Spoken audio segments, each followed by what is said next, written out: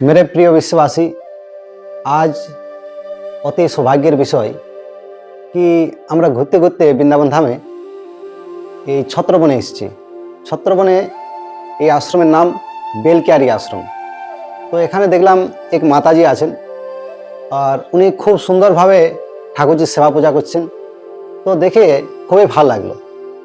মাতাজির বিষয়ে আমরা জানার চেষ্টা করব। মাতাজির জন্মভূমি কোথায়। মাতাজি এখানে দেখে তো লাগছে যে এনার জন্মভূমি বাংলায়। তো মা আপনার জন্মভূমি বাংলায়? হ্যাঁ, আচ্ছা, মাতাজির জন্মভূমি বাংলায়। তো মাতাজি থেকে আরো অনেক কিছু আমরা জানবো, ঠিক আছে? মাতাজি থেকে আমরা জানার চেষ্টা করি। মাতাজি, এখানে আপনি কতদিন থেকে আছেন? আমি এখানে বেশি দিন নেই। বেলকিয়ারিতে আমি এই 9 মাস হলো আসছি। আচ্ছা, ঠিক আছে। তো আমি বৃন্দাবনে এই 20 বছর ধরে আনা জানা করি। তো আমি বর্ষানার আশ্রমে रहता है, राधाकुंड में पतित पावन रहता है। আচ্ছা। তো তোমারা রাধাকুণ্ডেও ছিলেন? রাধাকুণ্ডে ছিলাম পতিত পাবনে। আচ্ছা। ওধারে তোমার বংশীবট ছিলাম। বংশীবটে? হ্যাঁ। তো তারপর ঘুরতে ঘুরতে ঘুরতে ঘুরতে আমি এই বেলকিয়ারি মন্দিরে মার সন্ধান মেলছি। হ্যাঁ, তো মা আপনি সাধু হয়েছেন কেন? আপনার পরিবার পরিজন আছে? হ্যাঁ, আমার ছেলে মেয়ে আছে। তারা কোথায়? তাদের শাদী হয়ে গেছে, তারা কলকাতায় ব্যারাকপুরে থাকে। আচ্ছা। তো পরিবার পরিজনকে ছেড়ে আপনি এখানে? এখন বাবা আমি তো অতটা কিছু বলতে পারবো না, জানি না। সবসময় আমার মন এই বৃন্দাবনেই পড়ে থাকতো। আচ্ছা। আমার সব সংসারে আমার মন কখনোই বুঝতো না।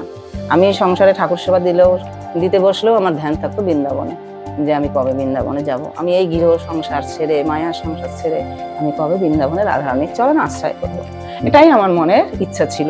তো রাধারানীর কৃপায়, আমার গুরুর কৃপায়, তো আমার রাধারানীর চরণেই আশ্রয় রাধারানী রেখেছে এখন পর্যন্ত। তো এই আমার যে গুরু আছেন রাধাকুণ্ডে, ওনার নাম হয়েছে তরুণ বাবা গোস্বামী। তরুণ বাবা? হ্যাঁ, তরুণ বাবা গোস্বামী। তো রাধাকুণ্ডে যে হয় না ওই প্রাণকৃষ্ণ বাবা, তো প্রাণকৃষ্ণ বাবার শিষ্য আমার গুরুজি। আচ্ছা। তো गुरुजी इधर আমি देखा, हमारा नाम दिया तो गुरुजी बताया तो सुदेवी, हमारा नाम सुदेवी है, सुदेवी दासी। तो सुदेवी तुम्हारा मंदिर एक दिन जाएंगी, देखना चाहिए कितना मंदिर। ठीक है बाबा, एक बार आ जाओ, कृपा করে তোমার চরণ ধুলিয়ে দাও। তো একদিন বাবা বলছে তো ঠিক আছে, একদিন কীর্তন নিয়ে যাব তোমার মন্দিরে, একদিন কীর্তন নিয়ে যাব। ঠিক আছে। একদিন বাবা হঠাৎ করেই, এই 2 মাস হলো বাবা একদিন হঠাৎ করে আসছে। 2 মাস আসার পরে, প্রথম একদিন আসার পরে বাবার এখানে খুব ভালো লেগেছে। তো বাবা বলছে যে সুদেবী, তোমার এখানটা আমার খুবই ভালো লেগেছে। তো আমার ইচ্ছা যে আমি আবার এখানে একটা অনুষ্ঠান করব। তো অনুষ্ঠান করবো। ঠিক আছে বাবা, আমার তো শুনে খুব খুশি হচ্ছে। বাবা আসবে, সাধু সন্ত নিয়ে রাধাকুণ্ডের সাধুরা আসবেন, তো আমার এখানে অনুষ্ঠান হবে আমার রাধাজির কৃপায়, আমার গিরিরাজের কৃপায়। তো যদি হয় তো খুবই মঙ্গলময়। তো বাবা একদম হঠাৎ করে আমাকে ফোন করেই বলছে সুদেবী, বাবা যাওয়ার আমাকে প্রথম এখানে দেখে গিয়ে 1 সপ্তাহের মধ্যে বাবা ফোন করলো, বলে সুদেবী একটা চমৎকার ঘটনা ঘটছে, তো খুব আনন্দের বিষয়, কালই তোমার এই মন্দিরে নিতাই গৌর আর এই রাধা মদন মোহন বসবে। আচ্ছা, আমি তো শুনে খুব খুশি, মাও খুব খুশি, যিনি এখানে প্রথম আসছেন ওই মা। তো যাই হোক, তো আসলো বাবা হঠাৎ করে এই রাধা মদন মোহন নিতাই গৌর গিরিরাজ মন্দিরে, এটা গিরিরাজ মন্দির, তার এখানেও প্রতিষ্ঠা করে দিয়ে গেলেন রামকৃষ্ণ বাবা, আমার দাদুগুরু পরম গুরু। উনি আসছিলেন, সাধু সন্ত রাধাকুণ্ড ঠিক না হলো 300-350 সাধু আসছে। আসার পরে এখানে অনুষ্ঠান হলো, এই ঠাকুরজি বসিয়ে দিয়ে গেল।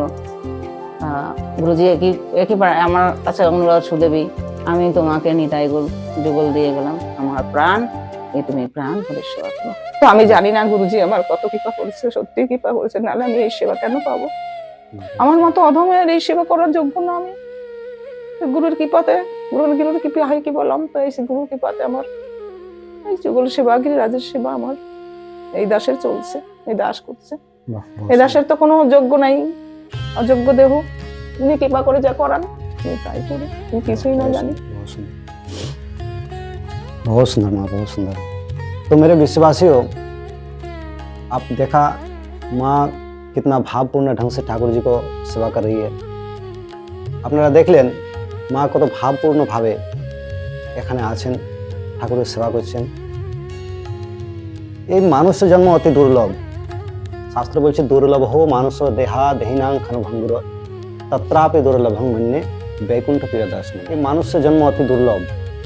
84 লক্ষ জনই ভ্রমণ করে করে করে তারপরে এই মানুষের ধর্ম মিলে।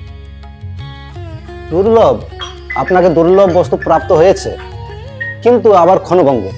এ কখন আপনার হাতছাড়া হয়ে যাবে এ কোনো নিশ্চিত নেই।